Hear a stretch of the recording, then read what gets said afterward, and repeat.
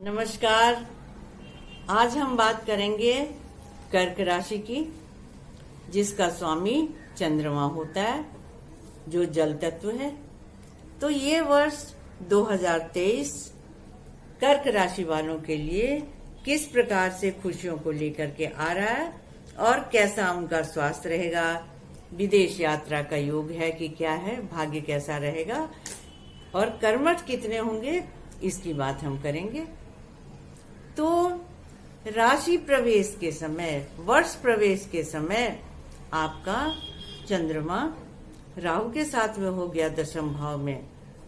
तो प्रारंभ में थोड़ा सा आपको स्वास्थ्य के प्रति सतर्क रहना चाहिए।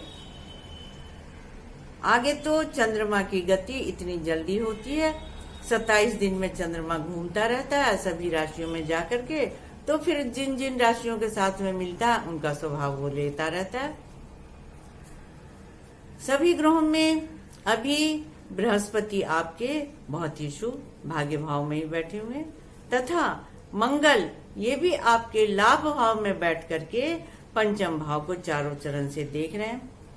कर्क राशि वाले जो कि जल तत्व है, स्वभाव से ही जल्दी पानी की तरह से बह जाते हैं, इसीलिए उनके पास में जो मंगल का जो स्वरूप है उनके लिए वो बहुत आवश्यक होता है, ताकि उनको मानसिक स्थिरता बनी रहे। तो मंगल अभी तो वृष में है, फिर मिथुन में जाएंगे, और तथा मंगल 10 मई से कर्क में जाकर के राशि पे आ जाएंगे और 30 जून से वो सिंह में चले जाएंगे। ये दोनों ही, हालांकि कर्क राशि में बैठा हुआ मंगल थोड़ा सा कमजोर हो जाता है, लेकिन कर्मेश होकर के आपकी राशि पे बैठना बहुत ही शुभता को लेकर के आएगा। साथ ही द्वितीय भाव में जब वो सिंह में मंगल जाएगा उस समय भी आपका बहुत ही अच्छा होगा। हर तरीके से आप उसमें खुश रह पाएंगे, कर्मठ भी आप हो पाएंगे और काम भी आप करते रहेंगे। तो सबसे पहले हम बात कर लेंगे शारीरिक स्वास्थ्य की। तो आपके अभी चतुर्थ भाव में ही जो पेट का भाव है वहीं पर केतु है, जो कि 29 अक्टूबर तक रहेंगे। तो इसलिए आपको थोड़ा सा स्वास्थ्य के प्रति सावधानी रखनी चाहिए।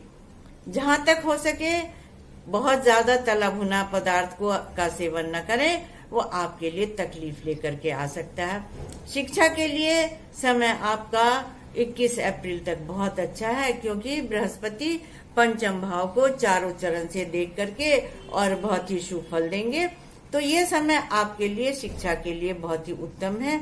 21 अप्रैल से बृहस्पति चले जाएंगे दशम भाव में, लेकिन उनकी राहु से युति हो जाएगी। तो जो आपका कार्य क्षेत्र है वहां पर कुछ बदलाव की संभावना आ रही है, क्योंकि बृहस्पति जो भाग्य का भी कारक है वो राहु से मिलकर के थोड़ा सा आपके कार्य क्षेत्र में परेशानी को ला सकता है। इससे आपको बचना चाहिए। इसके साथ ही आपका अभी विवाह का प्रसंग जनवरी के प्रारंभ तक तो सही है, लेकिन जनवरी के अंत के बाद में सही नहीं होगा, क्योंकि आपके सप्तमें शनि अष्टम भाव में कुंभ में जा रहे हैं। तो अभी जो आप अगर शादी की बात करेंगे या कहीं पर भी बात चल रही है तो वो उसमें आपको कठिनाई आ सकती है।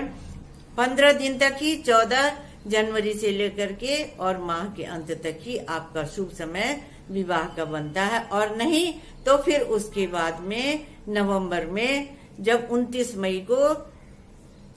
29 अक्टूबर को राहु से बृहस्पति मुक्त हो जाएंगे। इसलिए अभी अगर आपका विवाह का प्रसंग चले तो आप इतनी जल्दी ना करें, आगे टिकने वाले में आपको तकलीफ होगी। साथ ही स्पाउस के हेल्थ के लिए भी थोड़ी चिंता की बात हो जाएगी। शुरू में तो ठीक है, लेकिन जैसे ही शनि कुंभ में चले जाएंगे उस समय से फिर सप्तमेश का अष्टम होने के कारण विवाह के प्रसंग में स्पाउस के लिए थोड़ा सा हेल्थ की भी चिंता और नहीं जमने की भी बात आती है। थोड़ा पारिवारिक कलह आपका हो सकता है, क्योंकि चतुर्थ भाव में भी आपके केतु ही बैठे हुए हैं, इसके लिए आपको थोड़ी सी सावधानी रखनी चाहिए। साथ ही माता पिता के स्वास्थ्य का भी ध्यान रखना चाहिए और आपको ये उचित होगा कि आप उनका स्वास्थ्य का परीक्षण करवा लें। हो सकता है कि वो किसी गंभीर बीमारी से ग्रसित हो, इसके लिए ये बहुत आवश्यक है, क्योंकि जो शनि है वो अष्टम में जाकर के दशम भाव को चारों चरण से देख रहा है, जहाँ पे राहु है, राहु को बलवान कर रहा है और वो आपके पिता का भी कारक है, इसलिए आपको ज्यादा ही सावधानी की जरूरत है।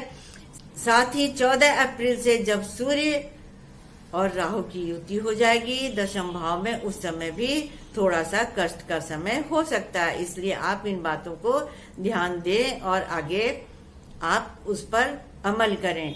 संतान के लिए आपका अच्छा समय है और बृहस्पति आपके लिए शुभ है, मंगल भी आपके लिए शुभ है, पंचम भाव भी आपका, जब मंगल अभी तो देख रहे हैं, फिर कर्क में और सिंह में जाकर के देखेंगे, और बृहस्पति भी जब राहु से मुक्त हो जाएंगे उस समय भी संतान के लिए आपका बहुत अच्छा समय रहेगा।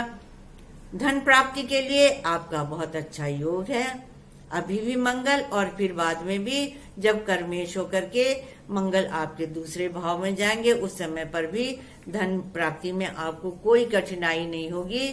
और 21 अप्रैल तक तो आपके भाग्येश बृहस्पति भी भाग्य भाव में स्थित है, तो इसलिए धन का आगमन होता रहेगा और आपका अच्छा रहेगा।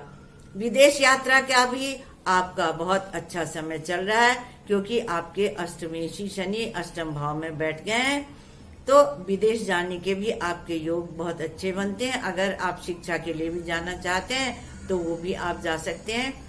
आध्यात्म की ओर आपकी रुचि बहुत कम रहती है, आप ऊपर से दिखा तो सकते हैं लेकिन मन से आपको आध्यात्म के प्रति उतनी रुचि नहीं होती। अगर भगवान को सजा करके रखना है वो तो आप कर सकते हैं, लेकिन मन से आपको आध्यात्म की ओर कभी भी इच्छा नहीं होती।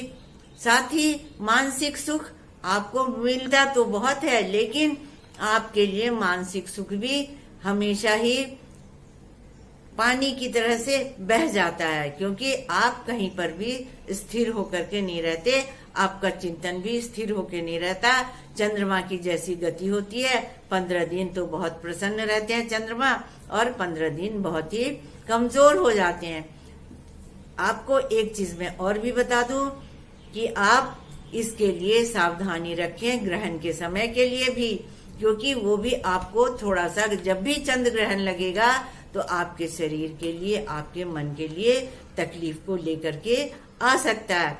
आप अगर कहीं एक तरह से टिके तो आपके लिए बहुत ही शुभ समय होगा।